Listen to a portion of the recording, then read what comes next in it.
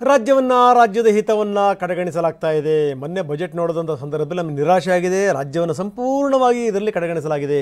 ಹೀಗಾಗಿ ನಮ್ಮ ಹೋರಾಟ ಅಂತಾರೆ ಕಾಂಗ್ರೆಸ್ನ ಹಿರಿಯ ನಾಯಕ ಹರಿಪ್ರಸಾದ್. ದೆಹಲಿಯಲ್ಲಿ ಕೇಂದ್ರ ಸರ್ಕಾರದ ವಿರುದ್ಧ ರಾಜ್ಯ ಸರ್ಕಾರ ಪ್ರತಿಭಟನೆಯನ್ನು ಮಾಡ್ತಿದೆ. ಇದೇ ಮೊದಲು ಅನ್ನುವಂಥದ್ದು ಕಾಣುತ್ತೆ. ನಮ್ಮ ಜೊತೆ ಇದ್ರ ಬಗ್ಗೆ ಮಾತಾಡಲಿಕ್ಕೆ ನಮ್ಮ ಹರಿಪ್ರಸಾದ್ ಅವರಿದ್ದಾರೆ.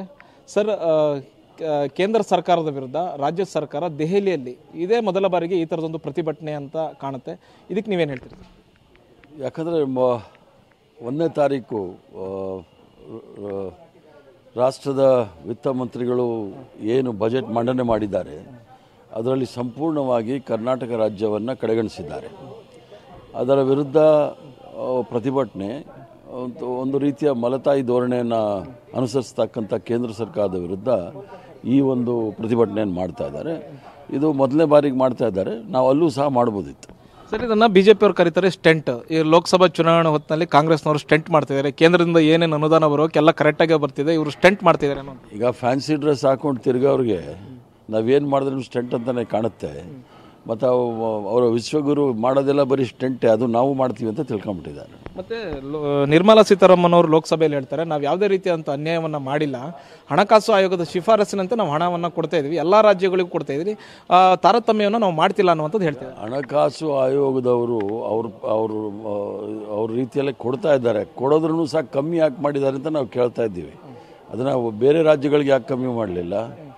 ಈಗ ನಾವು 100 ರೂಪಾಯಿ ಕೊಟ್ಟರೆ ನಮ್ಗೆ 13 ರೂಪಾಯಿ ಸಿಗ್ತಾ ಇದೆ. ಬೇರೆ ರಾಜ್ಯಕ್ಕೆ 100 ರೂಪಾಯಿ ಕೊಟ್ಟರೆ 900 ಬಿಹಾರಿಗೆ ಸಿಗುತ್ತೆ, 1000 ಮೇಲೆ ಅರುಣಾಚಲಕ್ಕೆ ಸಿಗುತ್ತೆ. ಅರುಣಾಚಲಕ್ಕೆ ಕೊಡಲಿ, ಅದು ಉತ್ತರ ಪೂರ್ವ ರಾಜ್ಯದಲ್ಲಿ. ಬಿಹಾರ, ಉತ್ತರ ಪ್ರದೇಶ, ಮಧ್ಯಪ್ರದೇಶ, ಗುಜರಾತ್ಗೆ ಯಾಕೆ ಅಷ್ಟೊಂದು? ಕರ್ನಾಟಕ ರಾಜ್ಯವನ್ನು ಪೂರ್ಣವಾಗಿ ಕಡೆಗಣಿಸ್ತಾ ಇದ್ದಾರೆ. ಅದಕ್ಕೆ ಪ್ರತಿಭಟನೆ. ಈಗ DK ಸುರೇಶ್ ಅವರು ಕೊಟ್ಟಂಥ ಹೇಳಿಕೆಯನ್ನು ಸಮರ್ಥಿಸ್ಕೊಳ್ಳಿಕ್ಕಾಗಿ, ಡ್ಯಾಮೇಜ್ ಕಂಟ್ರೋಲ್ಗಾಗಿ ಈ ಒಂದು ಪ್ರತಿಭಟನೆಯನ್ನು ಮಾಡ್ತಿದ್ದಾರೆ ಅನ್ನುವಂಥದ್ದು.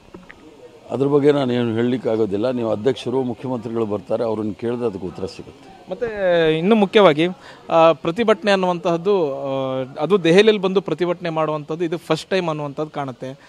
ಈ ಥರ ದೆಹಲಿಗೆ ಬಂದು ಪ್ರತಿಭಟನೆ ಮಾಡುವಂಥ ಅಗತ್ಯ ಇತ್ತಾ?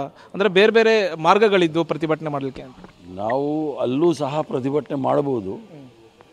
ಪಕ್ಷ ಮತ್ತು ಸರ್ಕಾರ ತೀರ್ಮಾನ ತೆಗೆದುಕೊಂಡ್ರೆ ನಾವೇನು ಮಾಡಲಿಕ್ಕಾಗೋದಿಲ್ಲ. ಪ್ರತಿಭಟನೆ ಅಂತಕ್ಕಂಥ ಅಲ್ಲಿ ಮಾಡಿದ್ರೂ ಸಹ ಇಲ್ಲಿ ಅದಕ್ಕೆ ಒಳ್ಳೆಯ ಸಂದೇಶ ಹೋಗೋದು. ಈಗ ಇಲ್ಲಿ ಹಮ್ಮಿಕೊಂಡಿದ್ದಾರೆ ಸರ್ಕಾರ ಮತ್ತು ಪಕ್ಷ. ಅದು ಏನಾಗುತ್ತೆ ನೋಡೋಣ ಮುಂದೆ. Okay sir, thank you sir. ಇದು BK ಹರಿಪ್ರಸಾದ್ ಅವರ ಮತ್ತು ಕ್ಯಾಮ್ರಾ ಪರ್ಸನ್ ಅಜಯ್ ಜೊತೆಗೆ ಹರೀಶ್, TV9 ನವದೆಹಲಿ.